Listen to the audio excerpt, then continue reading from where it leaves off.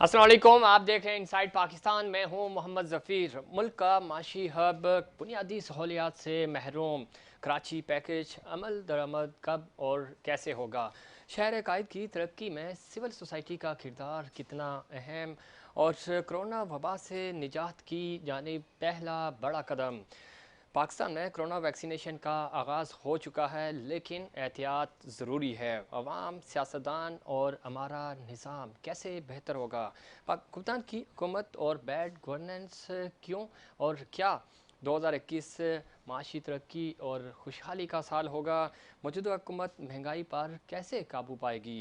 Event management का business Karachi के हवाले से अगर हम बात करें तो सबसे बड़ा बिज़नेस है, और ये बिज़नेस स्टूडेंट्स के लिए, स्टार्टअप्स के लिए जो अपना बिज़नेस स्टार्ट करना चाह रहे हैं उनके लिए बहुत ही ज़बरदस्त एक जॉब अपॉर्चुनिटी होती है। लेकिन वो बिज़नेस भी कोरोना की वजह से मुतासिर हुआ। अब ये बिज़नेस और शहर की रौनकें दोबारा बहाल हो रही हैं।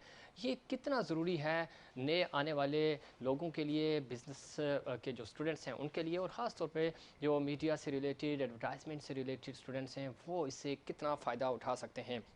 साथ ही साथ अगर हम पाकिस्तान की सियासत की बात करें तो कराची हमेशा सियासत की नज़र हुआ, चाहे सूबाई हुकूमत हो या वफाकी हुकूमतें हों। कराची डेवलप नहीं हुआ, और कराची दुनिया का 7वां बड़ा शहर है, लेकिन आज भी किसी कच्चे गांव का मंजर पेश कर रहा है। इसकी क्या वजह है? और कराची के शहरी, कराची की सिविल सोसाइटी, कराची के समाजी रहनमा, कराची के लोग क्या सोचते हैं कि वो सूबे को 90% रेवेन्यू जनरेट करके देते हैं, और वफाकी हुकूमत को 70% रेवेन्यू देने वाला ये शहर क्यों लावारिस है? आज हम इस शहर के वसाइल के हवाले से और इसके मसाइल पे बात करेंगे, और इस शहर की रौनकें कैसे बहाल हुई, और उसमें सिविल सोसाइटी का किरदार कितना अहम रहा, बिज़नेस सेक्टर का किरदार कितना अहम रहा, और हुकूमतें और प्राइवेट सेक्टर इसमें अपना किरदार किस तरह अदा कर रहे हैं। हमारे पास आज हमारे साथ बहुत ही ज़बरदस्त पैनल मौजूद है। हमारे साथ तशरीफ़ रखते हैं जनाब अरसलान खान, समाजी रहनमा हैं, CEO हैं एक्सीलेंट ऑल इवेंट सर्विसेज के। और कराची में अगर हम बात करें तो कराची का कोई इवेंट इनके बगैर कंप्लीट नहीं होता, हर इवेंट की जान होते हैं। जनाब अरसलान खान साहब, बहुत शुक्रिया आपने प्रोग्राम में वक्त दिया। बहुत बहुत शुक्रिया। उनके साथ तशरीफ़ रखती हैं मोहतरमा आसमा सैफ। आप समाजी रहनमा हैं, मोटिवेशनल स्पीकर हैं, और मीडिया इंडस्ट्री से आपका ताल्लुक़ है, मॉडल हैं, और कंट्रीब्यूट करती हैं इस सोसाइटी को। और अगर हम यंग स्टूडेंट्स की बात करें तो उनके लिए एक मोटिवेशन है। बहुत शुक्रिया आसमा सैफ, आपने प्रोग्राम में वक्त दिया। कुछ ही देर अच्छा। में हमें ज्वाइन करेंगे एम साकिब गुडलक, अब सीनियर नायब सदर हैं कराची चैम्बर ऑफ कॉमर्स के, और उनसे भी पूछेंगे कि बिज़नेस सेक्टर कराची की डेवलपमेंट के लिए किस तरह अपना किरदार अदा कर रहा है। सबसे पहले अरसलान, आपसे, आप चूँकि इवेंट मैनेजमेंट बहुत बड़ा एक वास्ट फील्ड है और बड़ा एक्सपीरियंस होता है, प्रेशर गेम होती है सारी, और किस तरह आप देखते हैं कराची में रौनकें बहाल हो चुकी हैं कोविड के बाद? चूँकि लॉकडाउन था, लॉकडाउन के बाद अब कराची जो है वो वापस उरूसुल वलाद शहर को कहा जाता है, रोशनियाँ बहाल हो चुकी हैं, इवेंट्स हो रहे हैं, एक्टिविटीज़ हो रही हैं। किस तरह देखते हैं इस पूरे माहौल को? देखें, बिस्मिल्लाह रहमान रहीम। यकीनन कराची में इवेंट मैनेजमेंट का स्कोप हमेशा सही रहा है, जी। क्योंकि ये कैपिटल रहा है। कराची पहले भी एक दारुल खिलाफा था, अब वो इस्लामाबाद हो गया। कराची में अब ये जो हम बात करें इवेंट मैनेजमेंट सर्विसेज, ये ना कोई एक शोबा रहा है, कारोबार नहीं, बल्कि ये एक इंडस्ट्री बन चुका इंडस्ट्री है। बन चुकी है, एग्जैक्टली। और बहुत सारे लोगों का रोज़गार इस काम से मुंसलिक है इस वक्त। सही। चाहे वो आपका ऑफिस तबका हो, लेबर तबका हो, वो तबका इसमें इससे जुड़ा हुआ है जो कि गांव से आता है, देहात से आता है, और यहाँ पे मेहनत करने के लिए कराची में बड़ी मेहनत से वो ये काम करता है। इवेंट मैनेजमेंट के शोबे जो है वो हुकूमती नज़र का बहुत ही तवज्जो का तलबगार है। सही। और मुझे पर्सनली ऐसा लगता है कि जैसे कराची ऐसा शहर जहाँ पर आप जब तक रात में रौनकें ना हो, रात में जो है लोग निकलते हैं तो देखते हैं कि एक बहुत ही खूबसूरत इवेंट्स हो रहे होते हैं, चाहे वो शारा फैसल हो, चाहे हम वो सखी हसन की बात करें, बिल्कुल ऐसे ही। और चाहे हम जो है वो बहुत टॉप के वेन्यूज़ हैं, पाकिस्तान एक्सपो बिल्कुल। सेंटर, पाकिस्तान एयरफोर्स, पाकिस्तान बैरी ऑडिटोरियम, सही। पाकिस्तान मेरीटाइम म्यूज़ियम, पेल्पा ग्राउंड, और भी बहुत सारे वेन्यूज़ हैं जो कराची में जो है वो रौनक जहाँ होती थी। और चूँकि अब ये कोरोना आया है कोविड आया तो यहाँ पर एक सुनसान एक समझ लें कि ताले लग गए इस ऐसा फील्ड ही को। अब पूरी दुनिया जी मुतासिर हाँ, हुई है और इससे। इस फील्ड के बारे में मैं इसलिए बोलूँगा जी जी। क्योंकि ये शहर की रौनक में बहुत अपना किरदार अदा करती है इवेंट मैनेजमेंट सर्विसेज जो है। सही।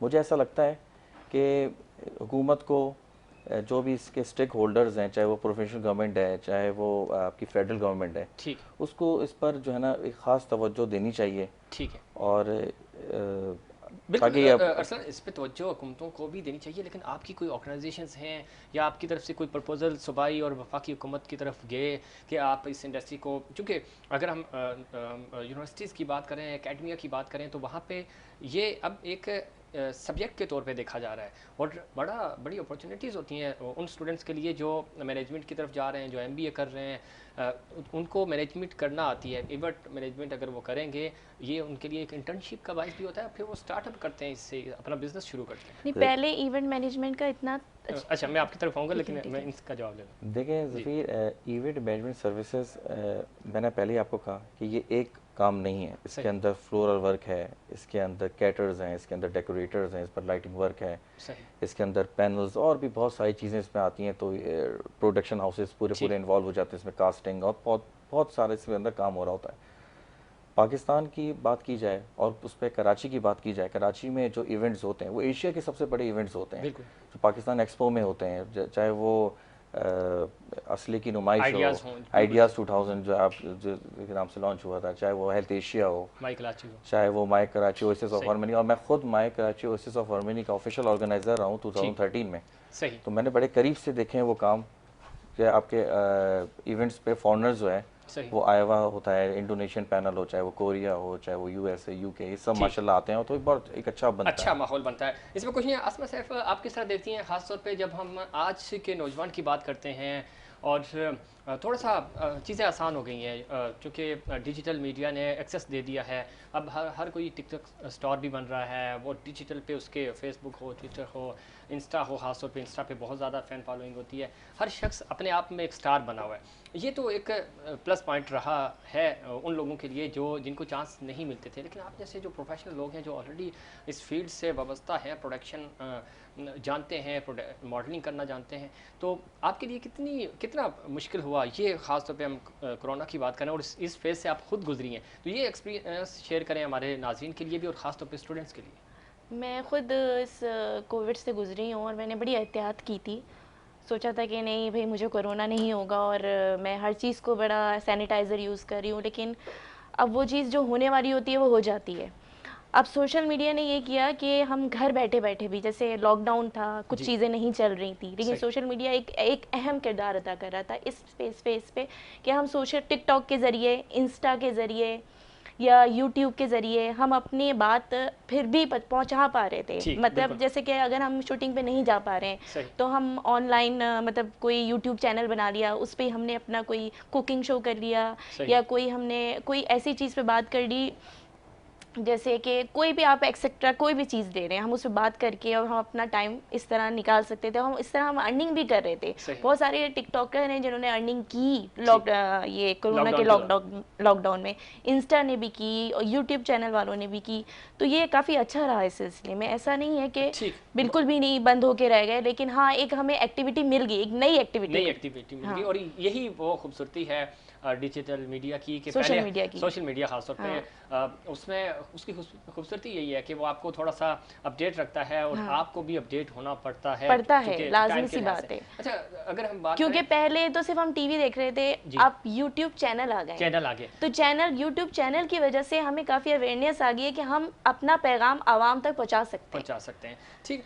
इसमें कितनी मोटिवेशन होती है, एक आम शख्स, हर शख्स देख रहा होता है टीवी स्टार्स हैं, मॉडल्स हैं, एक्ट्रेस हैं, और आप चूँकि ड्रामा करती हैं, टीवी करती हैं, तो वो लोग आपको अपना आइडियल समझ रहे होते हैं। कितना इंपॉर्टेंट होता है फिर आपको ये चीज़ें मेंटेन करना भी। और वो बच्चे जो यूनिवर्सिटीज़ में हैं इस वक्त, जो मीडिया साइंसेस पढ़ रहे हैं, जो फिल्म डायरेक्शन पढ़ रहे हैं, तो वो चाहते हैं कि कल हम भी आपकी तरह के स्टार्स बने। उनके लिए क्या पैगाम दें कि किस तरह उनको अपने आप को मोटिवेट करना चाहिए और वो इस डिजिटल से क्या फ़ायदा उठा सकते हैं? देखें, जब हमारा टाइम था, इतना भी नहीं पुराना मैं कहूँगी, कहूँगी, लेकिन आप आज से 5 साल पीछे चले जाए तो ये डिजिटल मीडिया नहीं था, यूट्यूब नहीं था। हम अपने आप को हम जाके ऑडिशन देते थे, हमारा जो ऑडिशन होता था वो हम लाइन में खड़े होते थे, फिर हमारी बारी आती थी।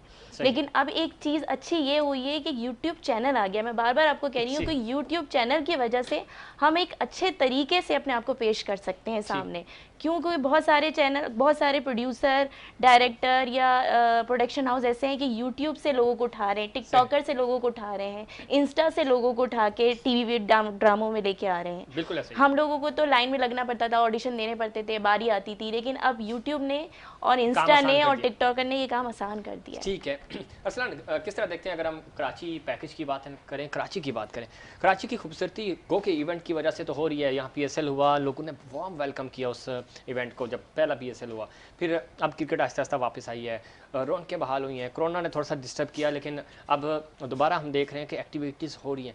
लेकिन सिविल सोसाइटी अपना किरदार, बिजनेस सेक्टर अपना किरदार कैसे अदा कर रहे हैं इस शहर को बेहतर बनाने में? और ये शहर वैसा शहर नहीं है जिस तरह दुनिया का 7वां बड़ा शहर है, इतनी बिजनेस लैंड ऑफ अपॉर्चुनिटीज़ है, यहाँ पे हर शख्स को अपॉर्चुनिटी मिलती है काम करने की, लेकिन उसके बावजूद नहीं कि कराची वैसे डेवलप नहीं हुआ जिस तरह होना चाहिए था।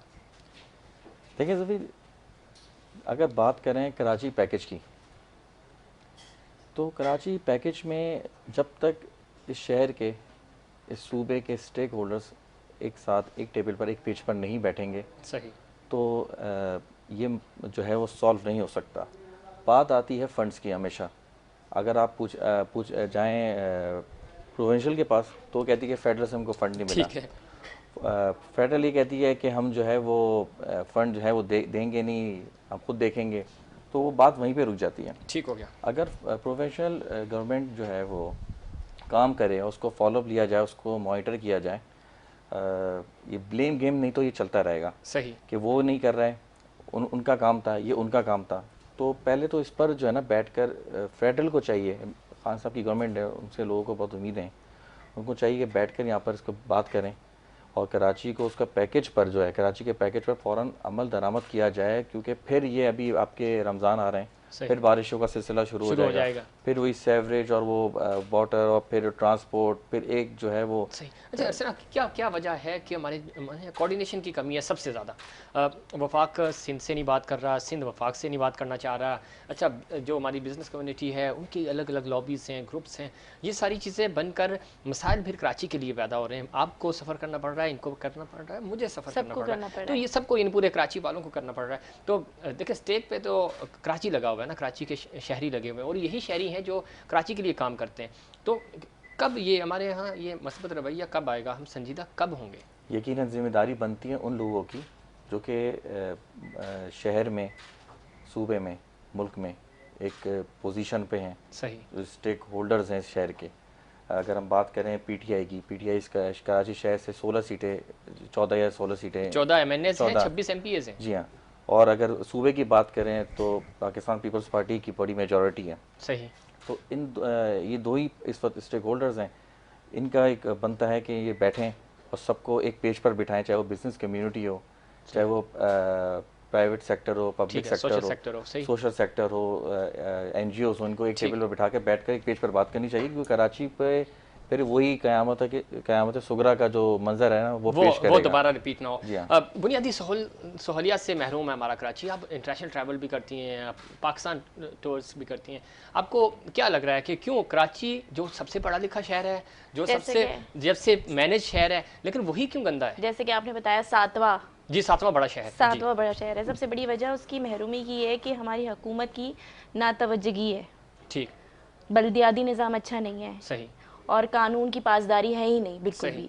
यानी मैं आपको ये कहूँगी कि बड़े बड़े अनएजुकेटेड लोग बड़े बड़े ओहदों पे जाके बैठ गए और काम कर रहे हैं, तो फिर आप खुद बताएं कि कैसे काम सही होगा। सही। जब उनको इतनी एजुकेट है ही नहीं उस चीज़ के लिए, काम उनको क्या करना है और क्या दिया जा रहा है उनको समझ ही नहीं है इस बात की, तो फिर हमारा बल्दियाती निज़ाम कैसे सही होगा?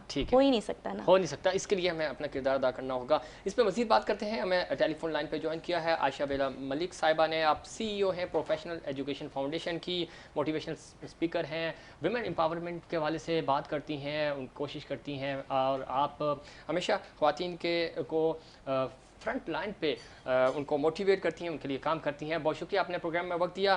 ख़ास तौर पे हम आज बात कर रहे हैं कि कोरोना वायरस की वैक्सीन का आगाज़ हो चुका है और ये बहुत ही अच्छा कदम है, ऐसा इक़दाम है।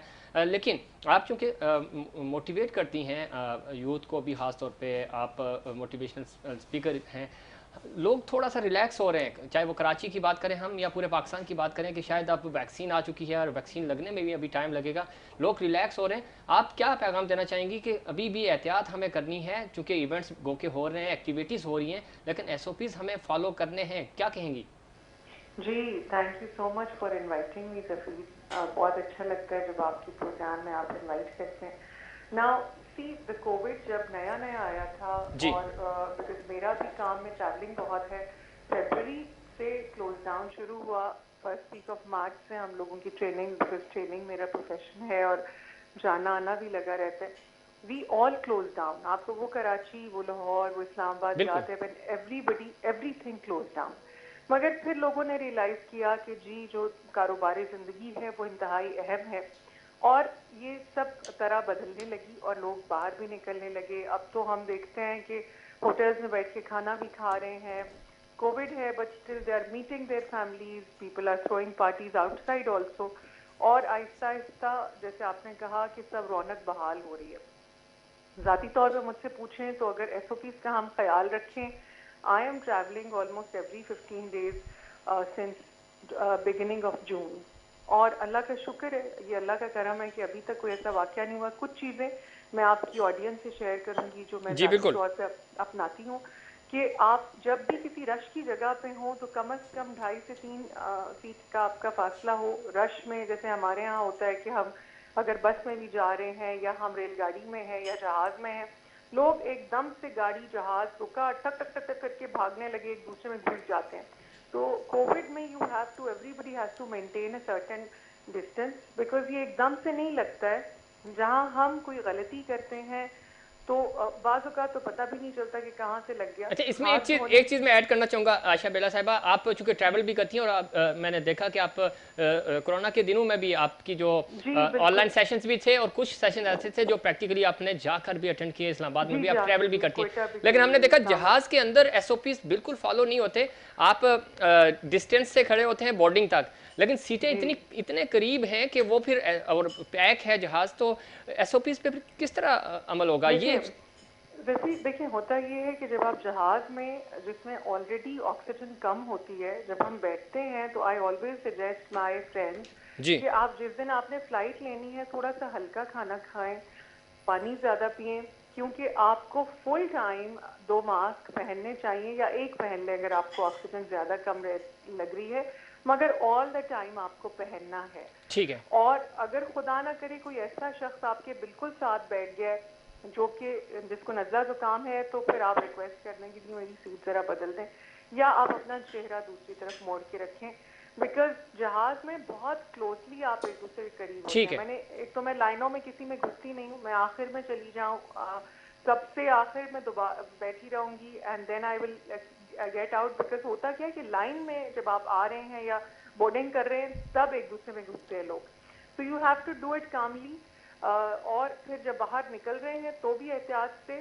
ठीक है, एहतियात ज़रूरी है। आयशा साहिबा आप लाइन पे रहिएगा। हमारे साथ स्टूडियो में अरसलान खान मौजूद हैं, समाजी रहनुमा हैं, आसमा सैफ मौजूद हैं, हमारे साथ मॉडल एक्टर हैं, इनका पॉइंट ऑफ व्यू भी शामिल करते हैं। गुफ्तगू सुनिए आपने, चूँकि SOPs तो हमने फॉलो कर रहे हैं, इवेंट मैनेजमेंट से आपका ताल्लुक है, आप इवेंट मैनेज कर रहे हैं चीज़ें, आपको लगता है कि लोग SOPs फॉलो करते हैं और थोड़ा सा रिलैक्स नज़र आ रहे हैं हमें लोग कि शायद कोरोना पाकिस्तान में वैसे ही कम आया, ये अल्लाह की कुदरत थी कि उस तरह मुतासिर नहीं हुए जिस तरह पूरी दुनिया मुतासिर हुई, और अब चूँकि हम थोड़ा सा एहतियात से काम नहीं ले रहे, शायद हम सोच रहे हैं कि वैक्सीन आ गई है तो चलो खैर है, अब कुछ अरसे में अगले 2-3-4 महीनों में वैक्सीन हो जाएगा पूरा पाकिस्तान, लेकिन अगर हम देखें तो पोलियो जैसी जो बीमारी है वो पाकिस्तान से, पोलियो से पाकिस्तान नहीं हो सका, तो कोरोना को अभी टाइम लगेगा, एहतियात तो अभी भी रखनी है, तो आप फॉलो करते हैं इन रूल्स को? देखें यार, ये तो आपको लोगों को पाबंद कराना पड़ेगा कि भाई ये चीज़ अभी है, मास्क आपको अपना वेयर करके रखना है। ठीक, आप ज़रूरी नहीं है कि आप इवेंट पे जाएं या ना जाएं। सही, अगर इसकी आदत बनाएंगे ना, घर से इसको पहन के निकलेंगे, सही, तो ये आपकी आदत बना रहेगा। सही। और हम अगर अपने ऑपरेशंस की बात करें, हम प्रॉपर एक सैनिटाइज पहले स्प्रे करते हैं, पूरा उसको सैनिटाइज करते हैं, फिर जो है वो हैंड सैनिटाइज़र का इस्तेमाल हमने इसको रेगुलर रखा हुआ है। मास्क जो है उसके बगैर हम एंट्री नहीं दे रहे हैं। ठीक है। सिटिंग अरेंजमेंट जो पहले एक टेबल पर 12 होता था, अब उसको हमने 6 पे कर दिया है। ठीक है। और फिर अब आपने देखा होगा ओपन एयर कर दिया है। और फिर हम इसको ये भी नहीं कर रहे कि बंदा जो है अगर जब डिनर का टाइम होता है आप सर्विंग पे जाते हैं तो वो बुफे सिस्टम भी बंद कर दिया, अब टेबल सर्विस पर काम हो रहा है कर दिया। इस पे मुझे ब्रेक का कहा जा रहा है, इस पे हम ब्रेक लेते हैं। ब्रेक के बाद हम बात करेंगे, तीनों पैनलिस्ट हमारे साथ मौजूद हैं नाज़रीन, लेकिन यहाँ वक्त हुआ एक कमर्शियल ब्रेक का।